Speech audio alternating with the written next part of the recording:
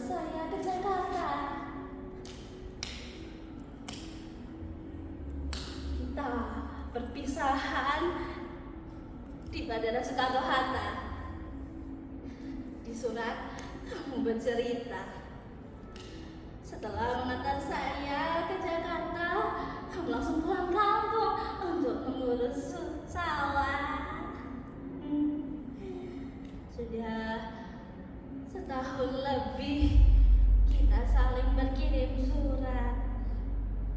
Sesudah musibah itu datang, surat-suratmu tidak datang lagi.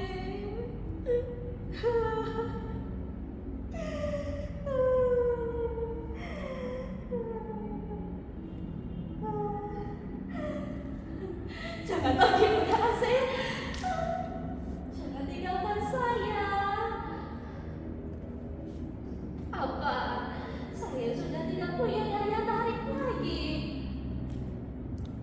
Kamu dulu sering bilang saya cantik. Saya memang cantik, kecantikan yang alami, tanpa bedak ataupun gincu. Kamu suka saya apa adanya. Dulu kamu sering bilang begitu. Ini saya, Atika. Iya, saya tahu penyiksaan ini bikin saya tidak secantik dulu lagi. Mbak bacin dan tidak enak dipandang-pandang, bikin jijik ya. Tapi Mudasir, kamu menikahi saya lahir batin kan? Iya kan? Kamu tidak hanya menikahi wajah saya saja. Jika memang benar kamu di situ, tolong saya. Tolong saya, lepaskan saya dari sekapan ini. Lalu kita pulang kampung bersama-sama. Tidak perlu melapor pada polisi jadi raja. Percuma melapor kepada Menteri Tenaga Kerja.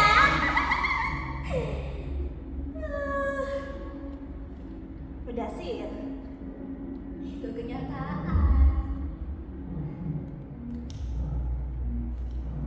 Sebutan pahlawan hanya slogan, bukan kenyataan.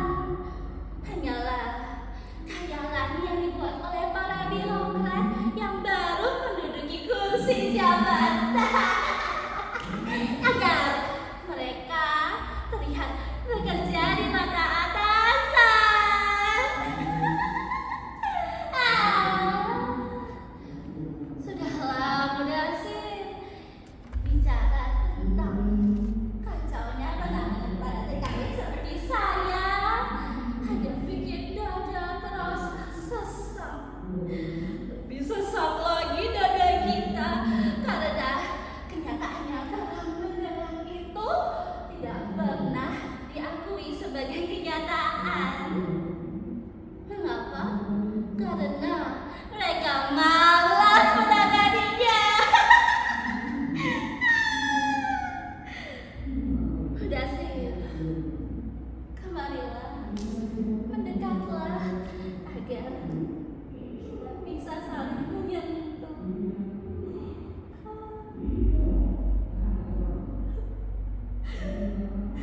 Saya tersiksa, Mudasir, tersiksa. Mengapa tidak dapat menolong? Lihat, bekas-bekas luka di sekujur tubuh.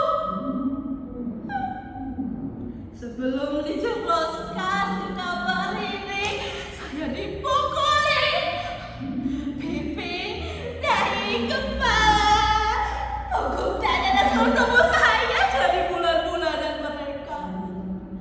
Mereka memukuli saya dengan tangan, kepala, kaki, tongkat, dan bahkan setrikaan.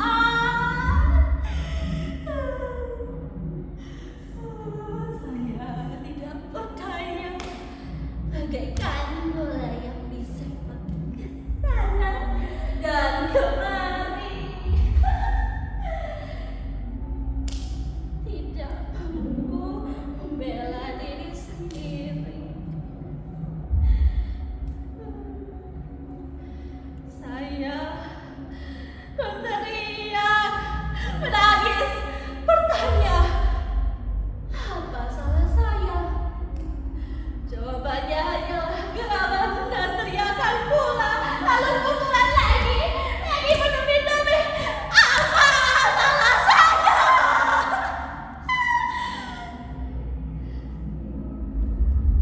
Kamu, Indon Basan, bajingan, pencuri, maling, tidak tahu diri. Hanya teriakan itu yang saya dengar berulang kali. Apa salah saya?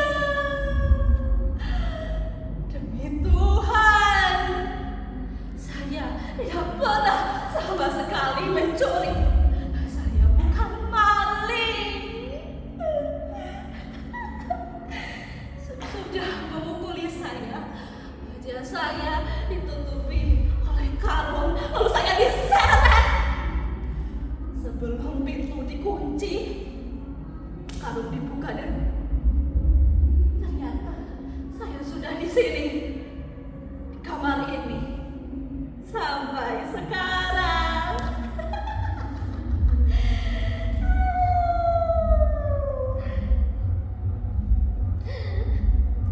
Mudasir, kamu tidak akan pernah tahu apa yang telah saya alami.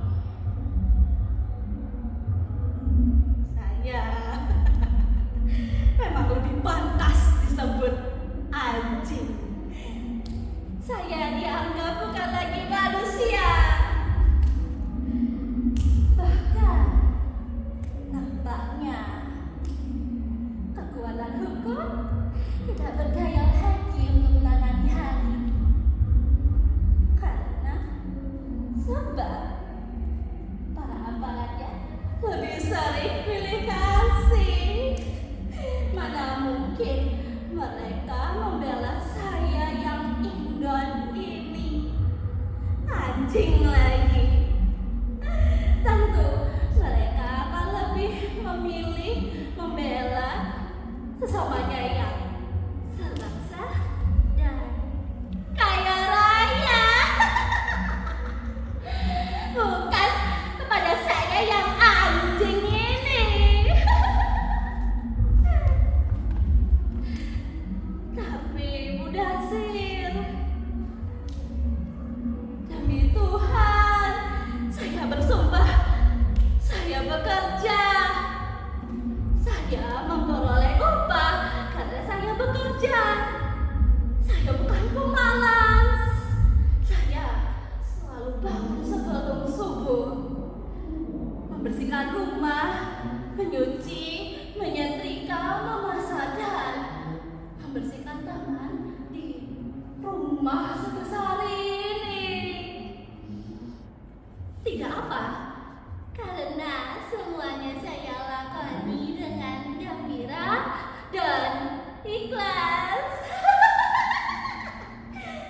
Saya sadar diri sebagai pelayan yang datang dari negeri seberang. Yang harus saya lakukan adalah bekerja dengan rajin. Sudah setahun saya terima gaji, dan kamu tahu sendiri Mudasir, sebagian saya tabung dan sebagian saya kirim kepada kampung halaman. Kamu tahu Mudasir, pada suatu malam di bulan ke-13, majikan lelaki mendatangi saya. Waktu itu kira-kira pukul 11. Di rumah sebesar ini hanya ada kami berdua. Dia memasuki kamar, menutup pintu, duduk di pinggir ranjang, menatap saya dengan diam. Saya buru-buru duduk di kepala ranjang, balas menatap dia dengan heran. Sebagai perempuan, naluri saya bilang ada yang tengah menggoda majikan saya saat itu, dan saya mulai ketakutan. Keringat dingin mulai menjujur. Dia berpaling, memberikan isyarat dengan tangannya agar saya segera berbaring di sampingnya.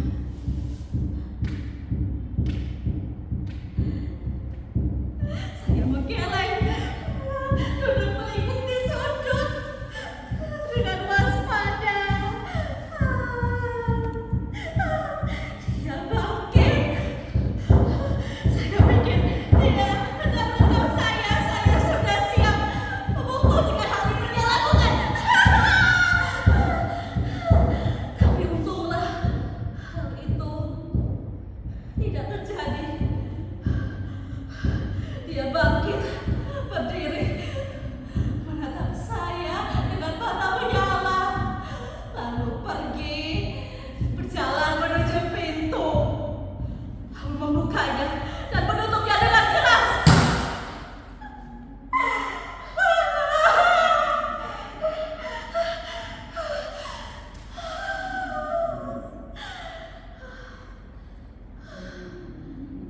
Saya menghela napas panjang dan menangis.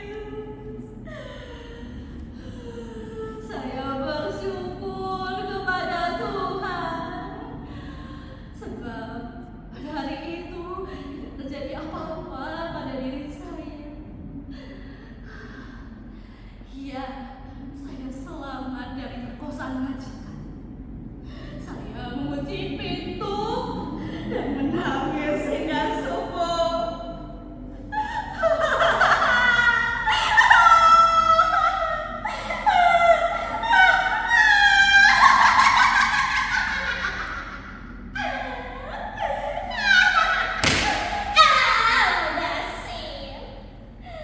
Saya baru sadar, barangkali itulah satu-satunya kesalahan saya, menolak hajat majikan.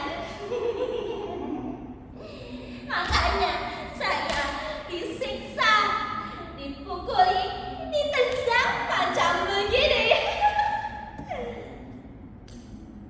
Memang siksaan tidak datang begitu saja. Maksud saya, pada bulan ke-15 semuanya masih berjalan dengan normal. Tapi pada bulan ke-16, majikan lelaki saya itu mulai mengeluh kehilangan uang. Dan siapa lagi yang bisa dituduh kalau bukan saya? Tentu saya tidak sudi untuk mengakui sebagai pencuri, karena jelas saya bukan pencuri. Saya tidak mencuri. Saya ini rajin sembahyang. Saya selalu ingat surga dan neraka. Saya takut hukuman akhirat. Saya juga percaya dengan hukum sebab dan akibat. Pada bulan ke-16 itulah nasib masa depan saya ditentukan.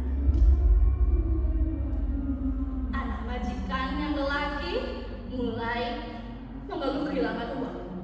Begitu juga dengan anak perempuan mereka. Lalu majikan lelaki saya itu mulai mengeluh kehilangan uang lagi. Kali ini jumlahnya besar. Sayalah itu kambing hitam yang harus menanggung semua. Ya, saya dipukuli, saya dihajar berkali-kali. Saya dipukuli dengan setrika karena saat itu saya sedang menyetrika.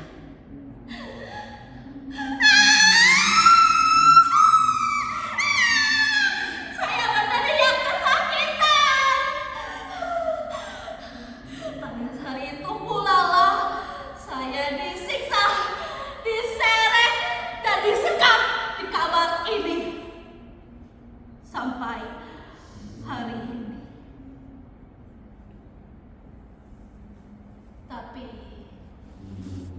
ada apa sebenarnya dengan majikan saya itu?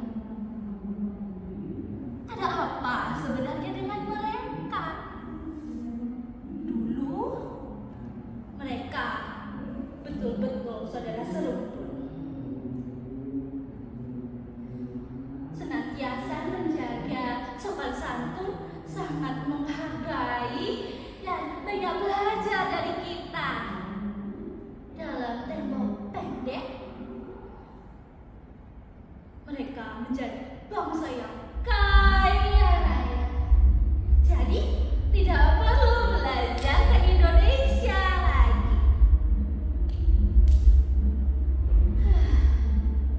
Kesuksesan yang bertubi-tubi membuat kepercayaan diri mereka membesar. Tapi mereka tahu mereka tidak punya kesenian dan kebudayaan asli.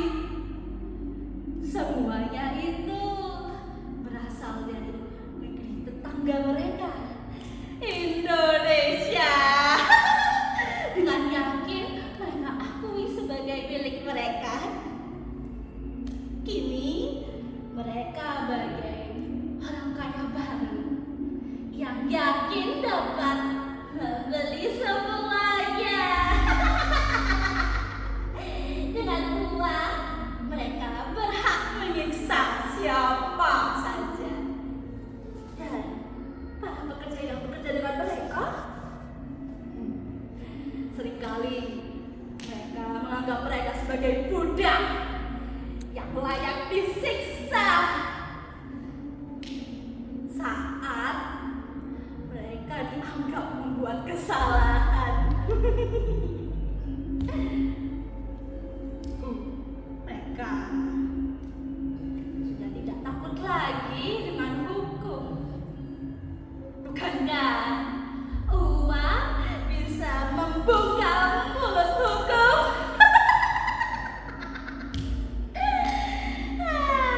Mentalitas majikan di zaman modern ini mulai bermunculan, bahwa mereka berkuasa penuh atas pekerja-pekerjanya.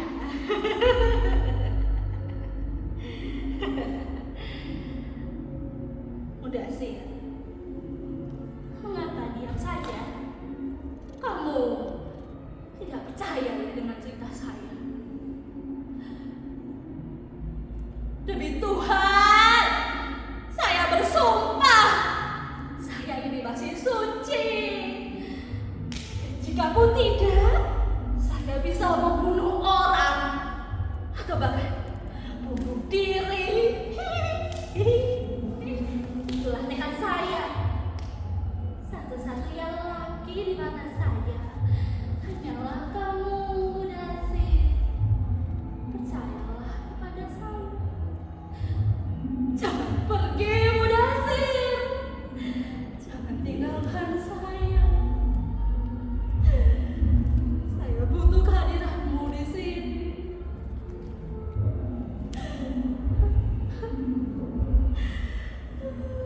Tolong jangan pergi. Entah itu nyata atau hanya khayalan, saya sudah tidak peduli lagi. Kamulah satu-satunya harapan, Mudasir.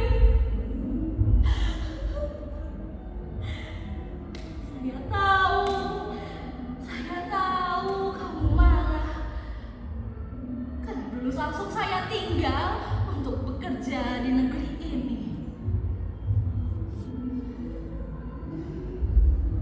Padahal kita baru menikah 3 bulan. Tapi itulah rencana saya untuk mengumpulkan modal hidup agar kita tidak sengsara.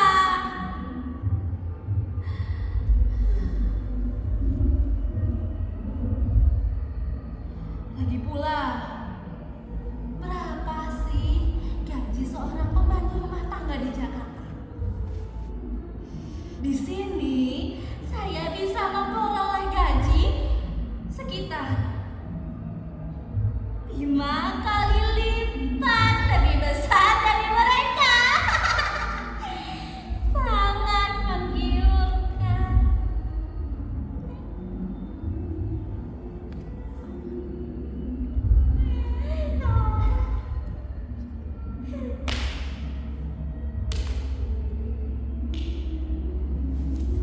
Dasir,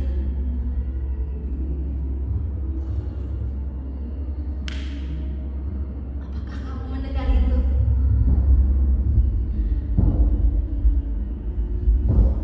Ada seseorang yang menuju ke kamu.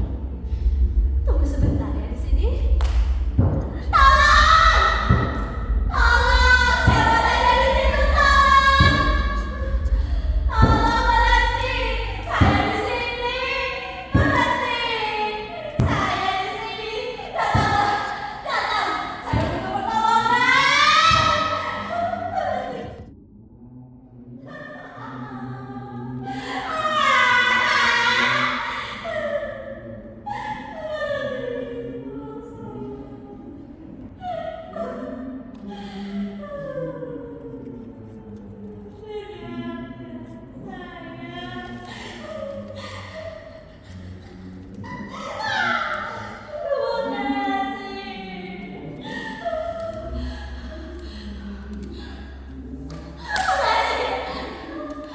Kamu di mana? Mudasir. Kamu pergi juga. Mudasir, kamu sudah pergi.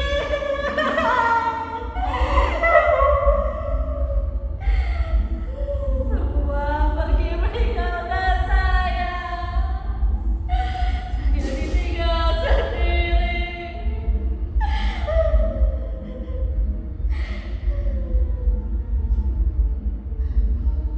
Bahkan bayangan suamiku pergi meninggalkan saya. Tidak sudi menemani saya. Dia pergi meninggalkan saya terpaksa.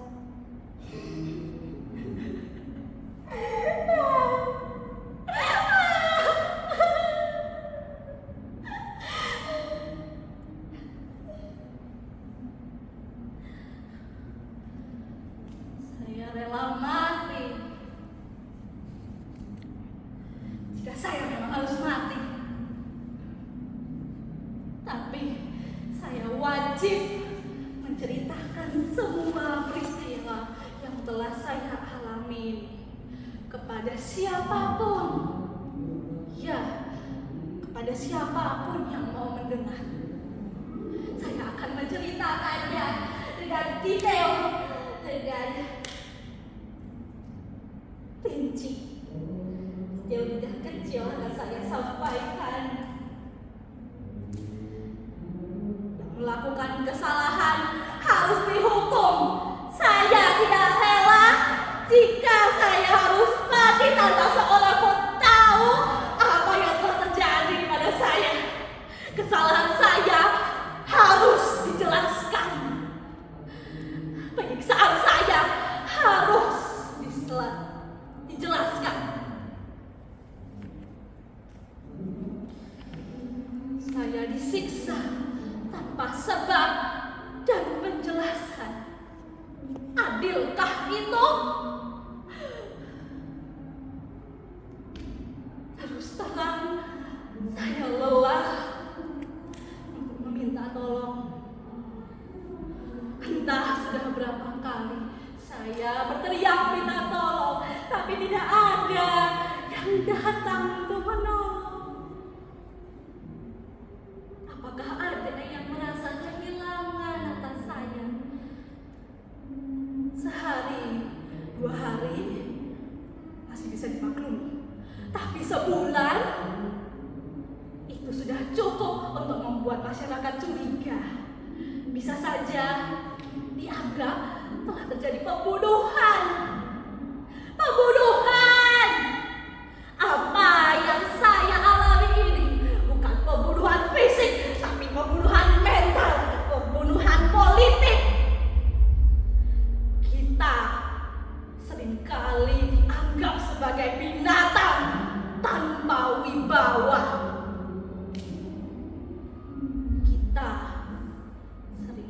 dilecehkan tanpa bisa membela diri.